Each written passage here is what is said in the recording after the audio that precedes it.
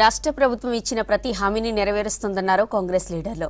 April 1 నుంచి సర్కార్ రాష్ట్ర వ్యాప్తంగా సన్నబియ్యం పంపిణీ చేస్తుందన్నారు. కొందరు పనిగట్టుకొని మరీ రాష్ట్ర ప్రభుత్వాన్ని విమర్శిస్తున్నారని మండిపడ్డారు.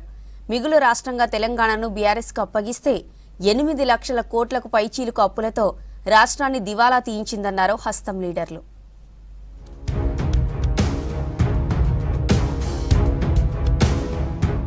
రానున్న రోజుల్లో క్రీడల్లో తెలంగాణ యువత ప్రతిభ చాటాలన్నదే ప్రభుత్వ లక్ష్యమన్నారు మంత్రి పొన్నం ప్రభాకర్.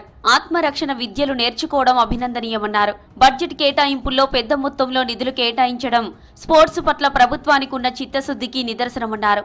భవిష్యత్తులో రాష్ట్రంలో ఏషియన్ కరాటే పోటీలు నిర్వహిస్తామన్నారు రాష్ట్ర కరాటే అసోసియేషన్ అధ్యక్షులు పీసీసీ చీఫ్ మహేష్ కుమార్ గౌడ్.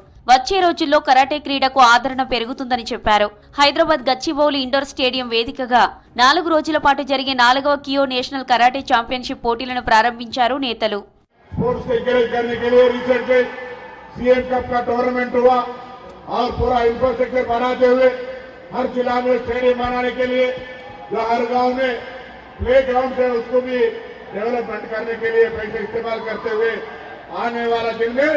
इस देश में तेलंगाना एक स्पोर्ट्स इवेंट में नंबर 1 रहने की कोशिश हो रही. తెలంగాణ రాష్ట్ర ముఖ్యమంత్రి యొక్క ఆశయం, వారి కళ, తెలంగాణ రాష్ట్రము ఈ దేశంలోనే ఒక స్పోర్ట్స్ రాష్ట్రంగా కావాలి. తెలంగాణ రాష్ట్రం నుండి ఒలింపిక్స్ లో కూడా పోటీ పడే విధంగా ఇక్కడ క్రీడాకారులను తీర్చిదిద్దాలి. దానికోసం ఎంత ఖర్చైనా పర్వాలే, ఎంత దూరమైనా పోదామన్నటువంటి మాట మాన్య ముఖ్యమంత్రి గారు చెప్పడం జరిగింది. సీఎం రేవంత్ రెడ్డి స్పోర్ట్స్ పై ప్రత్యేక ఆసక్తి చూపిస్తున్నారని తెలిపారు sports authority chairman Shiva Sena Reddy. Karate championship 2025 నిర్వహించడం గొప్ప విషయమన్నారు. 2030 ఒలింపిక్స్ కోసం క్రీడాకారులు ఎదగాలని, అందుకోసం తెలంగాణ క్రీడాకారులు సిద్ధం కావాలన్నారు.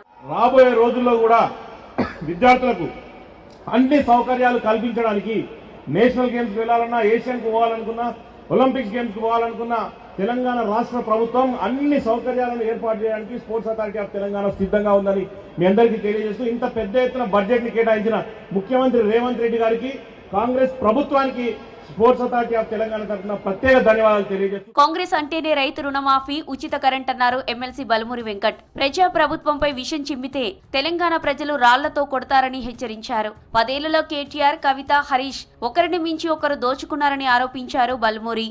మీ 10 ఏళ్ల మీ పరిపాలనలో పోటీ పడుతూ కేటీఆర్ దోసుకుంటే కేటీఆర్ కంటే ఎక్కువ దోసుకోవాలని కవిత, అరే వాళ్ళ కుటుంబంలో వాళ్ళే దోసుకుంటారు, ముందుకెళ్లి పార్టీలో నేను ఎక్కువ దోసుకోవాలని హరీష్ రావు, అరే వీళ్ళే దోసుకుంటారా, నేను కేసీఆర్ బెడ్డులో వండుకున్నప్పుడు మందు పోసినా, గోలిచ్చినా, అన్ని ఇచ్చినా అని చెప్పి సంతోష్ రావు కుటుంబ సమేతంగా తెలంగాణ రాష్ట్రాన్ని 10 సంవత్సరాలుగా దోచుకదిన్న రాబందులు మీరు.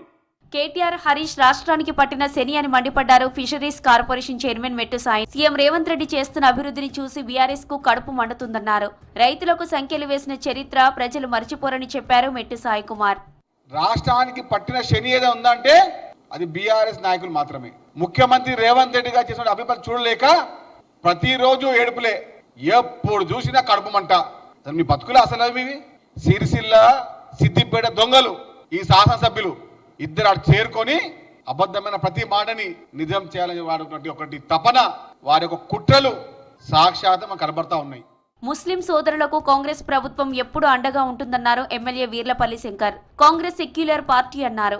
రంగారెడ్డి జిల్లా షాద్ నగర్ నియోజకవర్గంలో ప్రభుత్వం తరపున ఇఫ్తార్ విందు ఏర్పాటు చేశారు.